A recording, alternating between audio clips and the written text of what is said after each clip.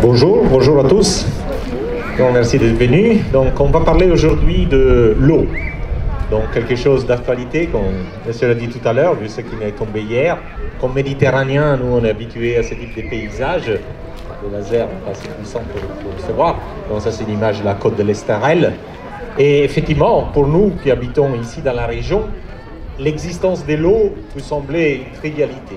Mais en fait, il ne l'est pas. Si on regarde autour de nous, dans les systèmes solaires, on voit que des déserts. Si on regarde les paysages de Mars, complètement désertiques. Les paysages de la Lune, complètement désertiques. Les paysages sur Mercure, pareil. Sur les astéroïdes aussi. L'eau est vraiment l'image des marques de la Terre. Ce qui distingue l'eau, la présence d'eau liquide à la surface, est vraiment l'image des marques de la Terre. C'est ce qui distingue la Terre de tous les autres objets du système solaire. Et une autre chose qui distingue la Terre de tous les autres objets du système solaire, évidemment, est l'existence de la vie. Et les deux choses vont bien ensemble, parce que l'eau est absolument nécessaire, est une condition, l'existence d'eau liquide à la surface est une condition nécessaire à la vie. Les biologistes ne peuvent pas imaginer des formes de vie qui n'utilisent pas d'eau. Dans la vie telle que nous la connaissons, l'eau est le solvant qui permet les réactions chimiques au sein des cellules. Mais l'eau est aussi le réactif chimique qui permet la photosynthèse, qui est la réaction de base qui permet de fixer l'énergie solaire pour la production de sucre, d'aliments, et toute la chaîne alimentaire est basée sur ce processus, sur les réactions chimiques de base qui sont faites par les végétaux. Et l'eau est donc absolument partout dans les vivants. La plupart des êtres vivants sont constitués d'eau.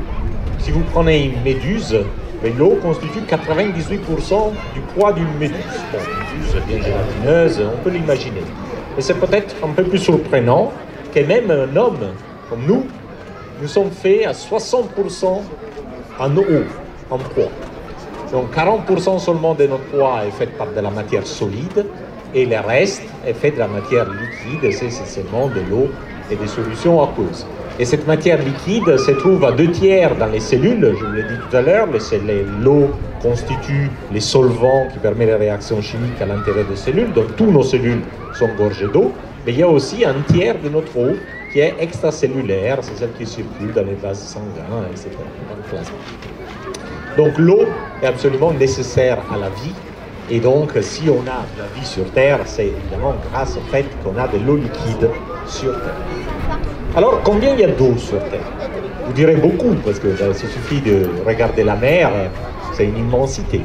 Mais en fait, comme l'air tout à l'heure, la mer est aussi une fine pellicule à la surface de la Terre. La profondeur moyenne des océans est seulement quelques kilomètres.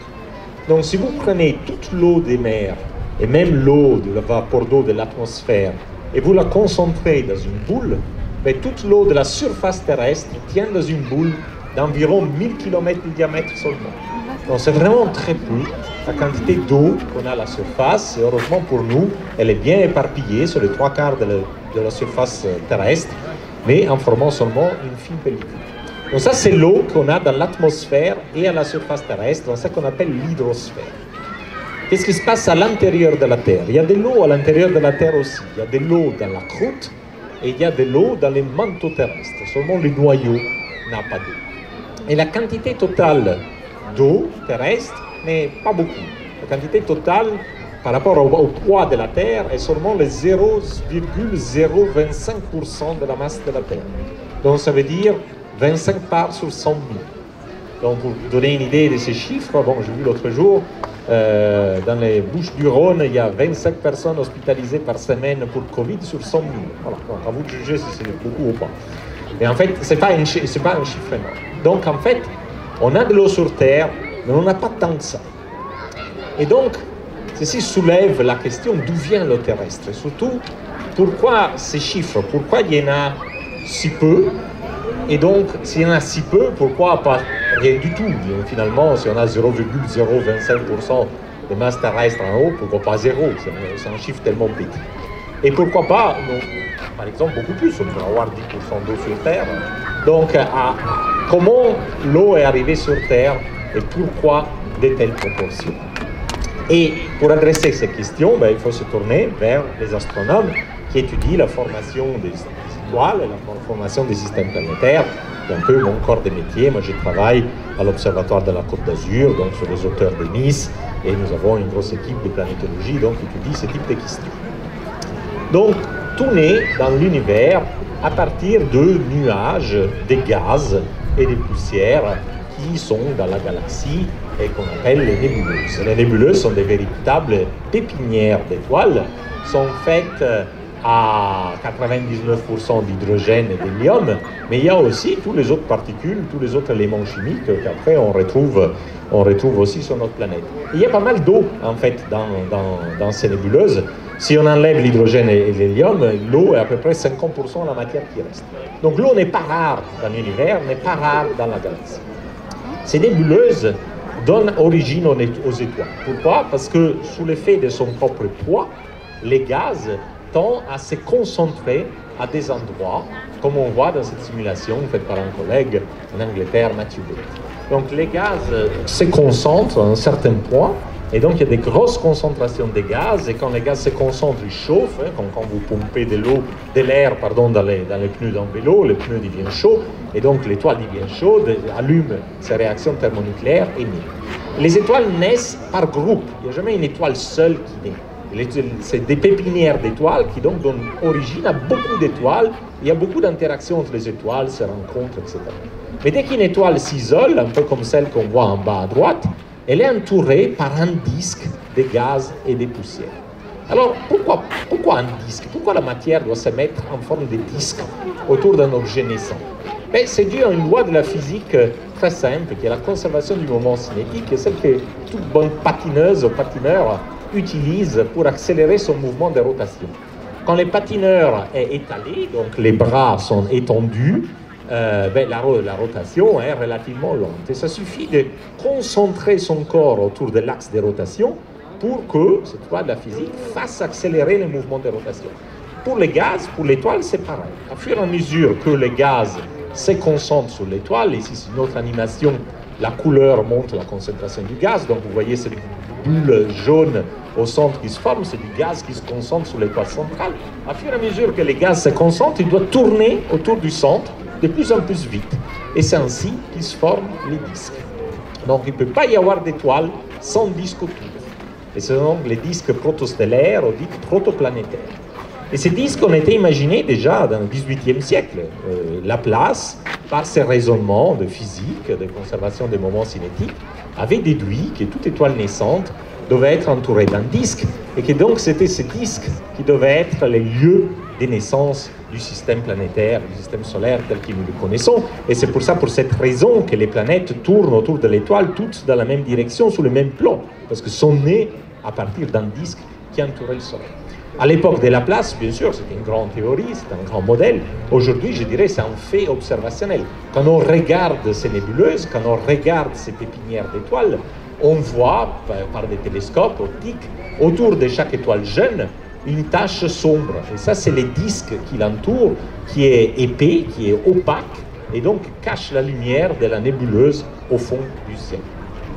Et avec les télescopes, donc avec des télescopes optiques, on voit juste des taches sombres autour des étoiles, traces des disques, mais aujourd'hui on a des télescopes en radio, donc des radiotélescopes. Et en particulier, il y a un radiotélescope fantastique qui s'appelle ALMA, qui se trouve à 5000 mètres d'altitude dans le désert de l'Atacama au Chili. C'est vraiment une entreprise mondiale, donc pratiquement tous les pays du monde se sont associés pour construire ce télescope, parce qu'évidemment il est très coûteux. Et ce télescope a un pouvoir de résolution qui est vraiment inégalé. Et grâce à ce télescope, aujourd'hui, on peut résoudre les disques circumstellaires, les disques protoplanétaires. Donc ici, vous voyez une galerie des disques observés par ce télescope. Chaque image a un disque différent. L'étoile se trouve au centre. Et ce que vous voyez autour, donc les disques, est l'ensemble de gaz et de poussières qui entourent l'étoile en formation et dans lesquelles, sans doute, des planètes sont en train de se former. D'ailleurs, vous voyez que certains de ces disques sont structurés en anneaux concentriques. Il y a des anneaux et des sillons entre les anneaux, et on pense que ces sillons entre les anneaux, c'est probablement les traces des planètes géantes comme Jupiter et Saturne qui sont en train de se former au sein de ces disques. Donc la formation planétaire a lieu dans les disques autour des étoiles, on en est sûr aujourd'hui. Donc ces disques, voilà un schéma, maintenant on passe au dessin. Donc c'est un disque maintenant vu par la tranche, comme devaient être les disques autour de notre proto-soleil quand le soleil est en formation. Donc c'est des disques de gaz et des poussières. Et il y a environ 1%, de 99% des masses dans ces disques est due à l'hydrogène, au gaz, et 1% est dû à la matière solide. Dans ces disques, la température varie. Évidemment, il fait très chaud à proximité du lobe de l'étoile et beaucoup plus froid plus loin. Ce qui montre ce petit graphique. Haute température près de l'étoile, basse température loin. Et donc, si on regarde la composition chimique des solides dans les disques, on s'attend à ce que suffisamment loin on ait des... disons, quand on est proche du Soleil, vu que la température est très haute, on est seulement sous forme solide des matériaux réfractaires, comme les roches, des matériaux qui peuvent être solides, même à des températures de plusieurs centaines de degrés. Et seulement quand on va plus loin, on peut, la température devient suffisamment faible pour que même l'eau soit sous forme solide, sous forme de glace. Donc on s'attend à ce que dans les disques protoplanétaires, les objets plus près du Soleil n'avaient que des roches, donc pas d'eau à disposition pour se former, et les objets qui se sont formés plus loin avaient à disposition beaucoup d'eau sous forme de glace pour se former. Donc on s'attend de trouver des corps riches en glace à l'extérieur de notre système solaire et des corps très pauvres en glace, très pauvres en eau, à l'intérieur de notre système solaire. Est-ce que c'est bien le cas?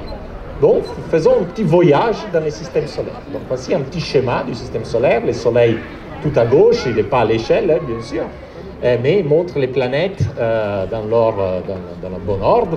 Donc, près du Soleil, on a 4 petites planètes qui sont Mercure, Vénus, la Terre et Mars. On les appelle les planètes telluriques parce que, grosso modo, ressemblent à la Terre, sont essentiellement des planètes solides, rocheuses. Et après, plus loin, il y a les 4 planètes géantes qui sont beaucoup plus grandes physiquement, des planètes telluriques, qui sont aussi constituées de gaz en plus que des matériaux solides, et donc sont Jupiter, Saturne, Uranus et Neptune.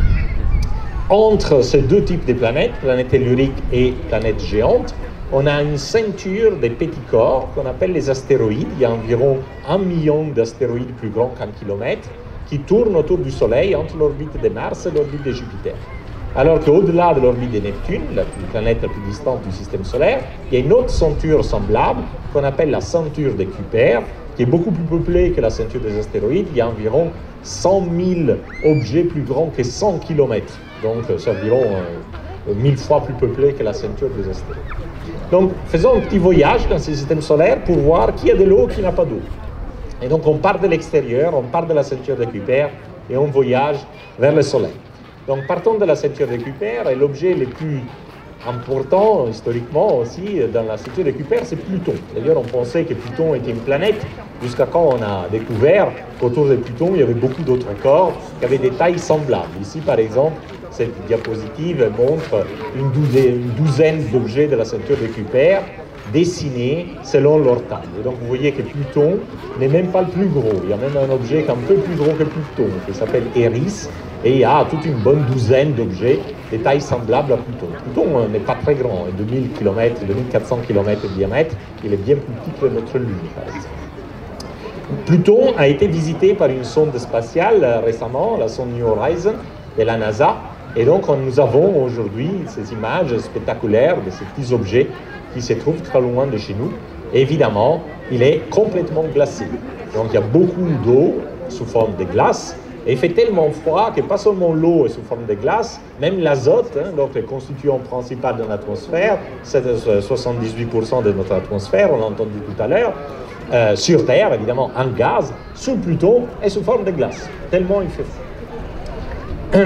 Et la sonde New Horizons, après avoir visité Pluton, a visité aussi un autre objet de la ceinture de Kuiper, qui s'appelle la Rocotte, maintenant un objet beaucoup plus petit, de 20 km au lieu que 2500. Mais là aussi, un objet qui est très très riche en glace, tout se trouve sous forme de glace, l'eau se trouve sous forme de glace, etc. Donc tous les objets de la ceinture de Kuiper, qui sont formés loin du Soleil, effectivement, sont très riches en glace. Et d'ailleurs, on le savait un peu, parce que c'est de cette région qui viennent les comètes.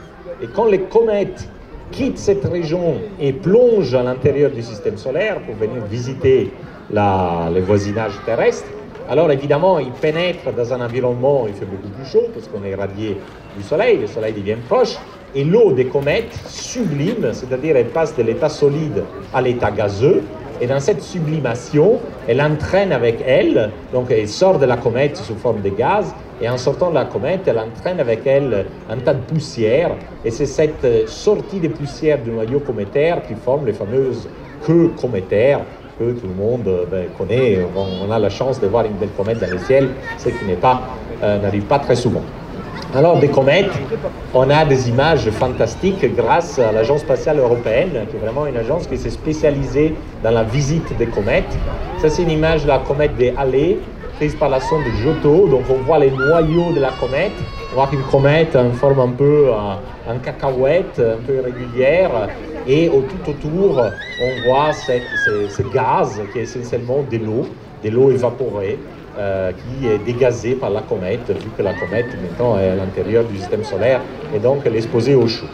Et 20 ans après la visite de la comète d'Halley, l'Agence spatiale européenne a visité une autre comète, la comète 67P CG, c'était la mission Rosetta. Ils ont envoyé des images absolument fantastiques, complètement résolues. Donc on voit la comète, vraiment un petit objet extrêmement irrégulier. Vous voyez ces jets qui sortent des puits en fait. Ces comètes ont presque des puits depuis ces puits qui, de l'intérieur, la glace évapore et donc il y a ces jets de vapeur d'eau qu'on voit très bien dans l'image. Donc voilà, on l'a compris, les objets très loin, dans la ceinture de Kuiper, sont pleins de glace. Donc allons voir la zone des planètes géantes. Alors les planètes géantes, il y a beaucoup de gaz en fait, donc c'est un peu compliqué de savoir exactement quelle est leur composition, mais nous pouvons regarder quelle est la composition de leurs satellites. Donc regardons par exemple Encelade. Encelade, c'est un satellite de Saturne, et c'est un satellite de Saturne qui à la surface est complètement couvert d'eau gelée, qui est très froid. Et de façon inattendue, quand il a été visité par la sonde américaine européenne Cassini, on a découvert que de Encelade s'échappe aussi de l'eau, parce qu'il y a des geysers sur Encelade, et donc il y a des éruptions d'eau, de vapeur d'eau, qui sortent de l'intérieur du satellite et vont dans l'espace, un peu comme pour une comète. Et celle-ci est une vue d'artiste de ce qui se passe sur Encelade, donc vous avez cette banquise épaisse qui couvre complètement la surface du satellite, mais il y a cette eau qui se dégage de l'intérieur. Et ceci fait penser, ainsi que d'autres observations faites par la mission spatiale, qu'à l'intérieur d'Encelade, il y a bien de l'eau liquide. Donc en dessous de cette banquise de glace, il y aurait un océan liquide qui sépare la banquise du corps rocheux du satellite. Et ces geysers qui, sur Encelade, se comportent un peu comme des canons à neige. Donc l'eau sort sous forme de vapeur, mais après la température est très froide, donc elle régèle, elle forme des petits cristaux de glace, exactement comme les canons à neige sur les pistes de ski. Et au lieu de couvrir les pistes de ski, évidemment, les satellites tournent autour de la planète, et donc il y a un anneau qui se forme. Et là, vous voyez Encelade, ce petit objet au centre, au sein de l'anneau de poussière de glace qui lui-même produit en crachant cette eau à l'extérieur. Donc, il y a beaucoup de glace autour de Saturne. Autour de Jupiter, pareil, les satellites de Jupiter, en particulier ceux qui ne sont pas trop près de Jupiter, sont complètement couverts de glace. Et très intéressant est le cas d'Europa, le deuxième satellite de Jupiter, à un ordre de distance, où on voit cette banquise. Cette banquise est fissurée, complètement cassée, mais on voit que les blocs ne sont pas parfaitement alignés. Donc, cette banquise doit être mobile. Elle doit permettre aux blocs de se déplacer les uns par rapport aux autres et même de tourner sur eux-mêmes. Et donc, ce qui fait penser, encore une fois, qu'au sein d'Europa, il y ait un océan liquide. Et donc, ça serait un peu la structure interne de ces satellites. Donc, une épaisse banquise de l'ordre d'une vingtaine de kilomètres d'épaisseur, un océan liquide en dessous, et après, un manteau et un noyau, comme pour les planètes telluriques. Donc, c'est des objets qui ont beaucoup d'eau, ces satellites des planètes géantes. À peu près la moitié de leur masse est faite d'eau, en comparaison avec la Terre, où c'est 25 sur 100 000 de la masse de la Terre qui est représentée. Donc ces objets-là ont vraiment beaucoup d'eau, mais on est encore très loin du Soleil. Si on s'approche encore, on arrive dans la ceinture des astéroïdes. Et dans la ceinture des astéroïdes, on voit deux types de corps qui sont pas mal mélangés. Mais il y a des corps qui sont plutôt prédominants dans la partie externe de la ceinture, et là aussi, ce sont des corps qui ont beaucoup d'eau. On le sait parce que normalement, ils ne se comportent pas comme des comètes. L'eau n'est pas en surface, c'est dans les sous-sols. La croûte des astéroïdes est faite des roches. Mais de temps en temps, ces astéroïdes sont bombardés par un objet plus petit, ce qui forme un cratère. Et les cratères exposent la glace qu'il y a dans les sous-sols. Et là, vous avez une évaporation exactement comme pour les comètes. Donc les comètes évaporent à chaque fois qu'ils pénètrent à l'intérieur du système solaire. Les astéroïdes seulement quand ils sont fracturés, cratérisés par l'impact d'un projectile plus petit. Donc il doit y avoir pas mal d'eau aussi dans ces objets de la ceinture des astéroïdes externes. Et d'ailleurs, parfois on reçoit des morceaux de ces astéroïdes. C'est ce qu'on appelle des météorites. Et en particulier, il y a une classe de météorites qui viennent de ces astéroïdes qu'on appelle des chondrites carbonées. Et à peu près 20% de la masse de ces chondrites carbonées est fait d'eau. Là, c'est une météorite très connue, tombée en France à la fin du 19e siècle. C'est la météorite d'Orgueil. C'est vraiment de la boue séchée. Et 20% de la masse de cette météorite est représentée d'eau. Donc encore beaucoup d'eau, beaucoup plus que sur Terre, dans la ceinture des astéroïdes externes. Mais dès qu'on rentre dans la ceinture des astéroïdes internes, on voit des objets, d'autres astéroïdes, ici des images prises des sondes spatiales, complètement secs. Et quand ces objets-là nous envoient des morceaux sur Terre, on a des météorites complètement secs. Donc il n'y a pas d'eau du tout sur ces objets internes. Ce qui veut dire que ces astéroïdes de la ceinture interne se sont formés suffisamment près du Soleil pour que l'eau n'était pas disponible au moment de leur formation sous forme solide, sous forme de glace. L'eau était sous forme de vapeur, et donc quand l'objet s'est assemblé, ils n'ont pas pu, ces objets, piéger de l'eau. Et c'est pour ça qu'ils sont complètement secs. Mais alors, si on regarde les planètes telluriques, là, qui sont entourées par les cercles jaunes, les planètes telluriques sont encore plus près du Soleil que les astéroïdes de la ceinture interne. Et donc, par extrapolation, si vous voulez, on peut s'imaginer que les planètes telluriques aussi devraient être complètement secs. Si les astéroïdes n'ont pas pu accréter de l'eau, les astéroïdes de la ceinture interne n'ont pas pu accréter de l'eau, ça veut dire que là, c'était déjà suffisamment chaud pour que l'eau ne soit pas sous forme solide. Les planètes telluriques étaient encore plus près du Soleil, devaient faire encore plus chaud, et donc il ne devait pas y avoir d'eau du tout. Et pourtant, l'eau est bien là. Et donc, il faut s'interroger comment l'eau est venue ici. Donc, si l'eau n'était pas parmi les matériaux locaux solides qui ont constitué la Terre, parce qu'il faisait trop chaud, il y a deux possibilités. Soit l'eau est venue d'ailleurs, portée par des corps, comme des comètes ou des astéroïdes de la ceinture externe, qui en sont riches, soit l'eau a été synthétisée sur Terre. Et je vais vous montrer comment ceci aurait pu avoir. Donc, commençons par la première hypothèse. Est-ce qu'il est possible que l'eau soit arrivée ailleurs, d'ailleurs, portée par d'autres corps, comme les astéroïdes et les comètes, et en particulier, qui peut être les porteurs? Et là, on a des informations très importantes qui viennent de la chimie. Alors, je fais une petite parenthèse dans comment est faite une molécule d'eau. Une molécule d'eau est faite par un atome d'oxygène qui est lié à deux atomes d'hydrogène. L'hydrogène est en nature sur plusieurs formes. L'hydrogène le plus commun, l'hydrogène que nous connaissons d'habitude, est la structure d'un proton entouré par un électron. Mais il y a d'autres formes d'hydrogène, comme le deutérium, qui est fait d'un proton et d'un neutron entouré par un électron. Et après, il y a une autre encore forme d'hydrogène qui s'appelle le tritium, qui est fait par un proton, deux neutrons entourés par un électron. Quand on regarde les molécules d'eau, donc la plupart des molécules d'eau sont faites par un atome d'oxygène et deux atomes d'hydrogène. Mais il y a aussi de temps en temps des molécules d'eau qu'on appelle l'eau lourde. Et les gens qui connaissent l'histoire savent bien quel était l'enjeu de l'eau lourde pendant la Deuxième Guerre mondiale pour essayer de construire les bombes atomiques. Donc l'eau lourde est faite d'un atome d'oxygène, d'un atome d'hydrogène, d'un atome de deutérium. Donc on peut faire une statistique, un peu comme on fait pour un sondage politique. Combien de molécules de type HDO, donc hydrogène, deutérium, oxygène, il y a par rapport aux molécules d'eau totale. Et sur Terre, on le connaît extrêmement bien. Parmi 6667 molécules d'eau terrestre, une est du type HDO. Bon, alors allons voir quelle est la nature de l'eau, la composition de l'eau dans les objets qui auraient pu amener l'eau sur Terre, par les astéroïdes et les comètes. Pour les astéroïdes, on trouve que l'eau des astéroïdes, pour les astéroïdes qui ont l'eau, donc les astéroïdes de la ceinture externe, aussi, sur 6667 molécules d'eau, une est du type H2O, comme sur Terre. Sur les comètes, en revanche, c'est le double.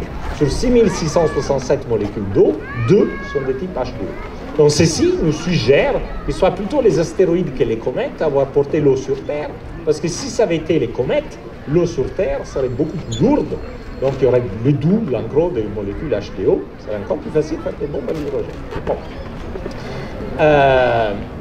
Ces petits calculs est vérifié aussi pour d'autres atomes. Par exemple, l'azote, donc le constituant principal de l'atmosphère. L'azote aussi, il y en a différents types. Il y a ce qu'on appelle l'azote 14, fait de 14 protons et 14 neutrons. Mais il y a aussi l'azote 15, qui est fait de 7 protons et 7 neutrons. Il y a aussi l'azote 15 qui fait 7 protons, 8 neutrons. On peut regarder les rapports. Et donc l'azote sur Terre est comme l'azote dans les astéroïdes. Alors que les comètes ont beaucoup plus d'azote lourd, d'azote 15 par rapport à l'azote 14. Donc les comètes n'ont pas porté grand-chose à la Terre. C'est plutôt les astéroïdes qui ont porté l'eau et d'autres gaz, d'autres matériaux volatiles. Mais comment? Parce que si ces astéroïdes sont dans la ceinture externe et nous sommes près du Soleil, comment ces objets sont arrivés chez nous? Et là, c'est un peu notre travail de modélisateur de la formation planétaire. Là, je vous montre une simulation que j'ai faite avec un collègue de Bordeaux, Jean Raymond. Donc, c'est une simulation de comment se forment les planètes telluriques. Donc, je descends du podium, parce que là, je dois un peu indiquer, et la pointeur ne marche pas. Donc, ici, vous avez la distance au Soleil. Donc le Soleil est ici, ça c'est la distance au Soleil. Là il y a Jupiter, qui se trouve 5 fois plus loin du Soleil que la Terre, qui se trouve à la fin ici. Et on pense que les planètes telluriques se sont formées à partir des corps solides qui formaient un disque du Soleil vers l'orbite de Jupiter. Et comme j'ai dit tout à l'heure, puisque le disque est très chaud de la partie interne et très froid de la partie externe, la quantité d'eau dans ces objets devait varier beaucoup, devait être près de zéro dans la partie interne, c'est l'échelle rouge, cette échelle montre la quantité d'eau à l'intérieur du corps, puis en s'éloignant à une distance qui commence à être celle de la ceinture des astéroïdes, un peu plus d'eau, donc une couleur jaunâtre, et puis si on va vers la ceinture externe, beaucoup plus d'eau, et c'est la couleur bleue. Donc ça, c'est des petits corps, un peu comme des astéroïdes. Et la Terre et les autres planètes telluriques se forment par collision de ces objets jusqu'à former des objets plus grands qui sont les planètes. Donc faisons tourner l'animation et voilà ce qui se passe. Grâce à leur gravité mutuelle et aux perturbations de Jupiter, la plupart des corps sont délogés et ils rentrent en collision près du Soleil pour former des corps de plus en plus gros. La taille des corps que vous voyez dans la simulation étant proportionnelle à la taille des planètes. Et vous voyez que les planètes qui sont en train de se former changent de couleur. Au départ, elles étaient très rouges, parce que ça a été au départ formé seulement par des matériaux locaux qui n'avaient pas d'eau du tout. Mais à fur et à mesure que la Terre progresse sa croissance, elle accrète aussi des objets qui initialement étaient ici. Mais grâce à l'action de Jupiter, on était envoyés dans le système solaire interne et ont donc pu bombarder la Terre et y apporter leur eau. C'est comme ça qu'on pense qu'une grosse partie d'eau sur Terre vient en fait de ces astéroïdes qui initialement étaient dans la ceinture des astéroïdes externes grâce à l'action de Jupiter, la planète majeure de notre système solaire. Il y a une autre possibilité pour faire l'eau, pour l'origine de l'eau sur Terre, je l'ai mentionné tout à l'heure, c'est la synthèse de l'eau sur place. Donc qu'est-ce que ça veut dire? Ça veut dire que si vous avez à disposition de l'hydrogène et de l'oxygène, ces deux gaz peuvent se combiner pour former de l'eau. Les molécules d'hydrogène, c'est deux atomes d'hydrogène ensemble. Les molécules d'oxygène, c'est deux atomes d'oxygène ensemble. Ils se rencontrent, ils s'échangent, et vous pouvez faire, à partir de deux molécules d'hydrogène et une molécule d'oxygène, deux molécules d'eau, avec deux atomes d'hydrogène et un atome d'oxygène. Or, évidemment, pour faire cette réaction, il faut avoir de l'hydrogène et de l'oxygène. Alors, l'oxygène est abondant sur Terre et est piégé dans les silicates. Toutes les roches sont pleines d'oxygène. Il faut simplement les sortir et les faire réagir avec l'hydrogène. Et l'hydrogène pouvait se trouver dans une atmosphère primitive, gaz capturé du disque protoplanétaire, mais ça ne marche pas, parce que les gaz du disque, l'hydrogène du disque, a très peu deutérium. L'hélium est un peu plus lourd que l'hydrogène, et donc l'hydrogène s'échappe des préférences par rapport au deutérium, et donc les tout petits hydrogène que vous avez à la fin est du type deutérium. Donc cette richesse de deutérium de l'atmosphère vénusienne suggère fortement que aussi Vénus avait de l'eau dans les passés et l'a perdu parce qu'il fait très chaud sur Vénus, donc toute l'eau évaporée. Oups, j'ai perdu l'image. J'ai perdu l'image. L'écran est Vénus. Moi j'ai l'image ici sur l'ordinateur. Vous l'avez là aussi, mais pas sur l'écran. Voilà, ça revient, c'est reparti. Voilà, non, c'est reparti. Ça... Non, non, ça flash. Il y a un problème de connecteur.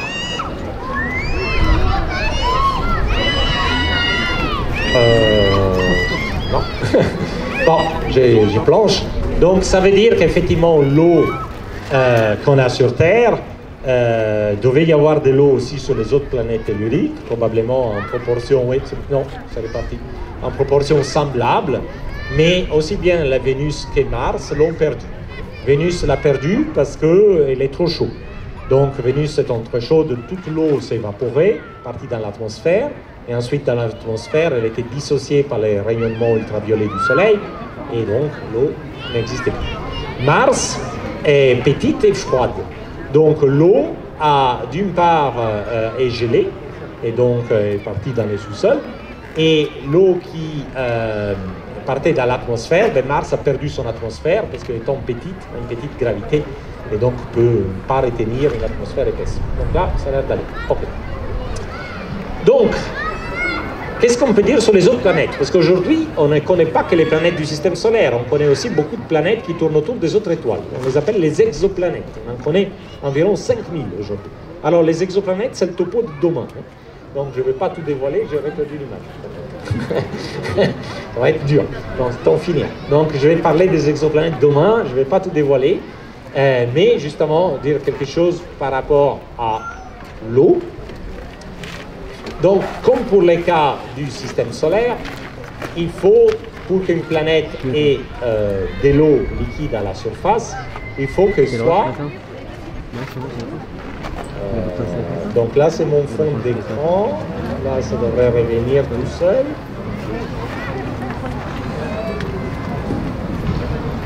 Vous n'avez pas mon image. Donc, je vais relancer les diaporamas.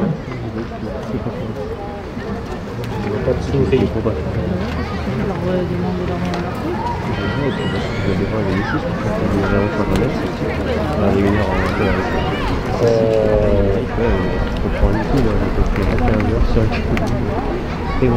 Voilà, là c'est bon. Non, ça repart. Non, c'est pas stable. Voilà, là c'est bon. Voilà, non, ça repart.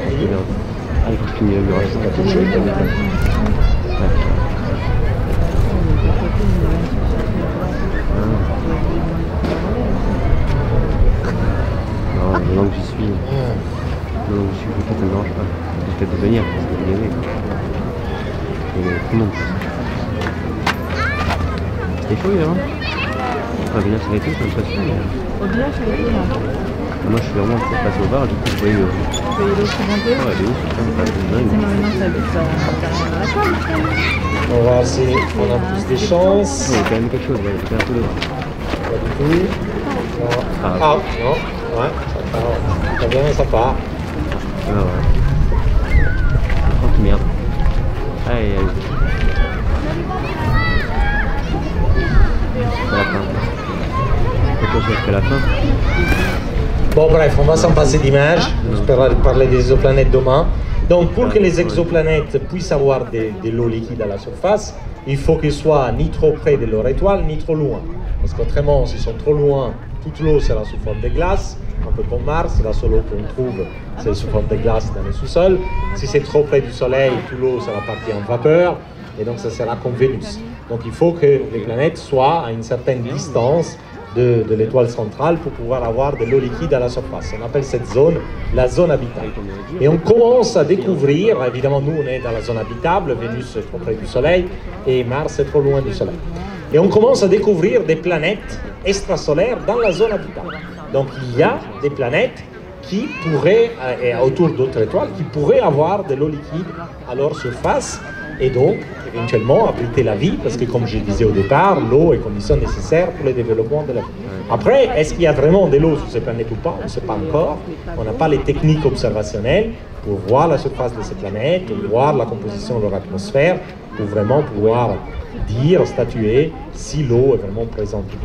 Parce que l'eau, pas seulement, il faut, pour avoir l'eau, pas seulement il faut être à bonne distance de l'étoile, il faut aussi l'avoir reçue ou l'avoir synthétisée. C'était le cas sur Terre, c'est pas dit que cette planète extrasolaire ait eu la même chance que la Terre. Et en plus, s'il y avait trop d'eau, ça pourrait être aussi problématique. Parce que qu'est-ce qui se passe si vous avez trop d'eau? Vous pourrez dire, ah super, encore plus d'eau, il y aura encore plus de vie. Pas vraiment, parce que du coup vous faites des océans très épais. Mais si vous faites des océans très épais, la pression au fond des océans est immense. Parce que vous savez que l'eau pèse beaucoup, donc à 10 mètres, vous avez une pression atmosphérique.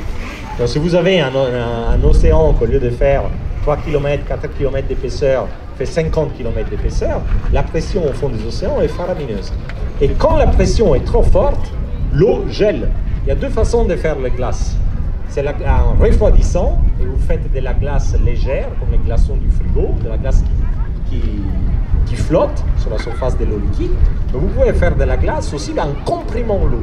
Et c'est un autre type de glace, c'est une glace lourde, en haute poids spécifique, qui elle ne flotte pas, elle coule. Et donc, si les océans étaient trop épais, les fonds des océans seraient glacés. Et ça, c'est un problème pour le développement de la vie, parce que l'eau, en soi, elle est stérile. Donc, si vous prenez de l'eau, ben, la vie n'aura pas envie de se développer.